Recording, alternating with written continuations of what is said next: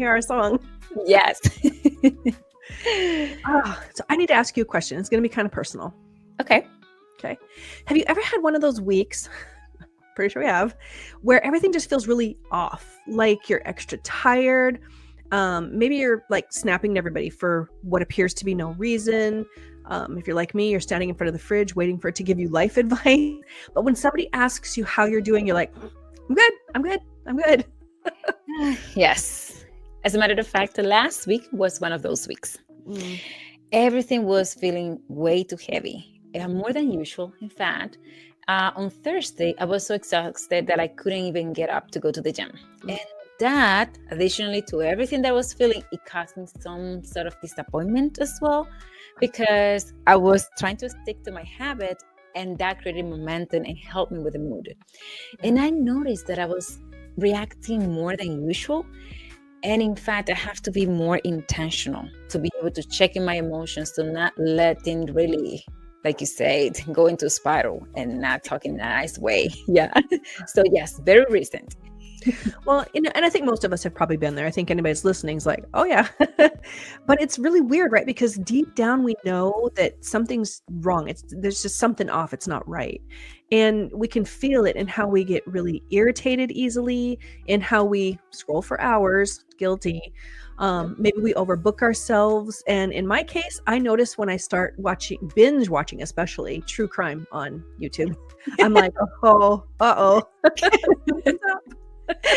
You know that I also do something similar. I kind of watch TV when I'm very tired, something is going on. I kind of sometimes watch TV, and it's sometimes when I feel emotionally avoiding something. Yep. And I suddenly start, for example, taking care too much about the house, the pantry. And my assumption after my experience knowing myself is that sometimes it's something bubbling under the surface, really. Yep. And it's fun. Yet we still don't ever slow down, and we don't ever name what's happening. We don't say, hey, I'm really carrying a lot of sadness right now, or I'm pretending not to be disappointed in the direction that life is going. Instead, we just keep moving on. Yes. Which brings us to today's topic. You can't heal what you won't name. Yeah. Welcome to Find Your Wise podcast. My name is Yndhira, your leadership coach. And I'm Yvonne, I'm a financial coach. So let's get really honest, because I like to do that. Naming the truth can feel really terrifying. And I've been in many circumstances where that's been the case. Because the moment that we say, I'm lonely, or I'm burned out, or I feel like I'm failing, we cannot pretend anymore. And it becomes real. And that's the part that most of us are trying to avoid. Yeah. Naming things makes them feel that we are ignoring them. And in fact, we are very good about that. We've been trained to always be smiling and feeling that we're grateful. But exactly, it's at the moment that you define how you're feeling is that you stop pretending that it doesn't exist. Exactly. And you cannot pretend anymore. It's like you're limping along and you're telling people, oh, never mind, this is just how I walk now, because we are masquerading way too much. Oh, yes. That's a really good image. We normalize our pain instead of facing it. We do. Yeah. But in fact, the discomfort is not a personal trait. It's not your destiny. It's just something that needs to be paying attention. Yeah, very, very true. So let's go ahead and talk about a few forms that avoidance can take, because it's not always obvious to us, maybe to other people, but not to us. Sometimes it's in overworking. I know I have been really guilty of that. Sometimes it is in overhelping other people so that you don't have to deal with your own stuff, even if you don't realize that's why you're doing it. Yes, I'm guilty of that also. Me too. I used to think that if I stay busy, I wouldn't have to feel anything. Or at least in reality, that's a lie. And sometimes it took me years to really unlearn that. I used to bury myself into work, cleaning the house, and many other things to avoid facing my reality. Yeah. For me, it's fixing. I'm a fixer.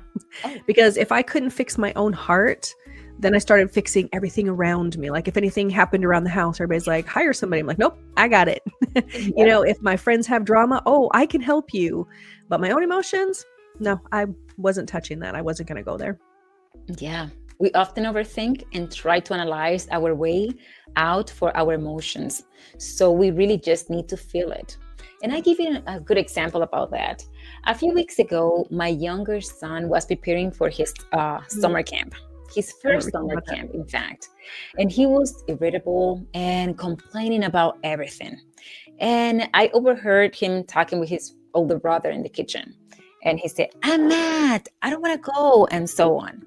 His brother gently told him, let's name what you're really feeling. Are you mad or are you scared because you haven't been away on your own, never before? Mhm. And I saw his face. He paused and then he said, you're right. I'm scared. I don't know what the camp is going to look like. And then he looked at me and he asked me, Mom, can you tell me more about it? And that's our reality. If we don't Mhm. name our pain, our fear, our exhaustion, it doesn't disappear. It just shows up somewhere else in your life, but louder to force us to pay attention. Yeah, and it's gonna show up in places like your relationships, Yes. in your body. I mean, strange aches and pains a lot of times can be from this, your sleep or lack of it, the way you talk to yourself, and eventually you're either going to name it and deal with it, or it is gonna absolutely claim you. Like, for example, you might be, instead of saying, "Well, I'm struggling with depression right now," and you don't deal with it, pretty soon you're depressed. It has claimed you. So I'll be really real with you guys. One of the hardest things that I ever did was to admit this one sentence, and it is, I don't like the life that I'm living right now. And it's not because it was a bad life. It looked really good to other people on the outside, but other people thought I was doing fantastic. I was hitting milestones at work, in my health. I was in the best shape I had ever been in physically.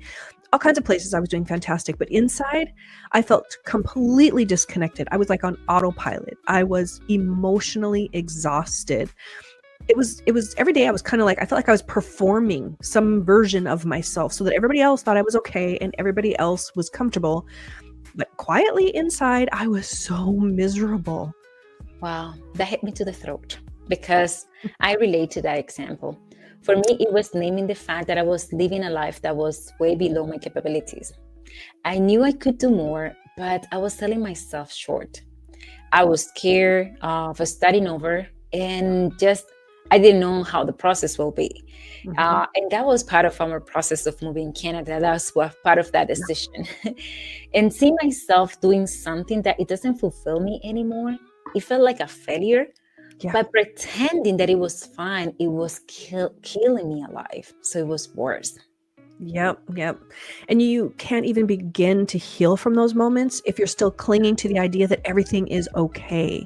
It's kind of like pretending, you know, that it just doesn't exist. And when we do that, it's going to cost us so much more than we even realize. So, I got to do it. I talked about cost. I have to take this to money for just a minute because financial avoidance, it is the exact same thing. The same rules apply. Oh, yes. If you don't name it, your budget is going to go to the wrong place. Oh, yeah. And the real reason you are overspending because you are still in the same cycle. Yeah. Well, I had a client who was blowing her budget on random little purchases. It was nothing big, but those little things really add up. And when she finally got honest with herself, she's like, I'm feeling invisible. But when I buy things, it really makes me feel seen for like, 5 minutes because it's something new, flashy, whatever it was. But that was the moment that everything changed for her. And it's not because she made a better budget, it was because she named the real issue of what was going on. And that client was me. I was my very first own client. But you're saying something that is really important. When we as a coach, we're learning from the experience and we try to teach other people. And that's Exactly. exactly what you're saying. You can't budget around a broken sense of Yeah. worth. So you have to name it first in order to be able to make some changes. Exactly. So, how do you even start naming the things that you've been avoiding? The first thing is you have to pause. You just have to get quiet for a minute. And that sometimes is the hardest thing for so many of us to do. Yes, especially in the world that we're around, that it's pretty noisy. So once you do that, you ask yourself, what am I pretending not to know? Yes. Or you can ask also, what feels heavy lately? And that's exactly what's happening happening to me last week. Yeah. Oh, you can also ask, what do I keep shoving back into my mind? And listen, this part might be awkward. You may have to clear in order to listen to the answers, because you won't hear the answers right away. So the pausing moment and listening to your heart is very important. Yeah. And sometimes it's going to come out messy. Yep. Because sometimes you're going to cry or deal with it in another way that's emotional. And sometimes you can name it, and other times you're going to be like, that's just not it. And then you have to try again. And that's okay too. Yes. And you don't have to do anything or everything right away. You just have to say it. If you, for example, I'm not happy, I'm scared, I feel stuck. That's the important thing, because that's when you're telling yourself the truth. And that's the beginning of real change. Exactly. So we know this isn't easy because we've been there. Yeah. But there honestly is so much freedom on the other side of honesty, and especially with being honest with yourself. Yes. And you don't have to have it all figured out. That's one thing. Have grace with yourself. You just have to start where you are.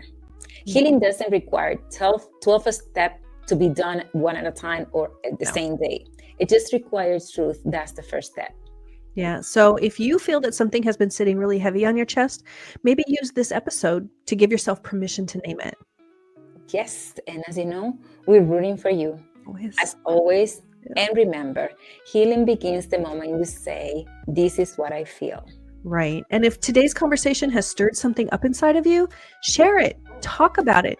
Maybe even text somebody and say, hey, I think I need to name something, because it's going to be a great conversation starter. They're going to be like, what? But do it. Even if you don't know what's going to come next, that's okay. And I really want to thank you all for joining us here today.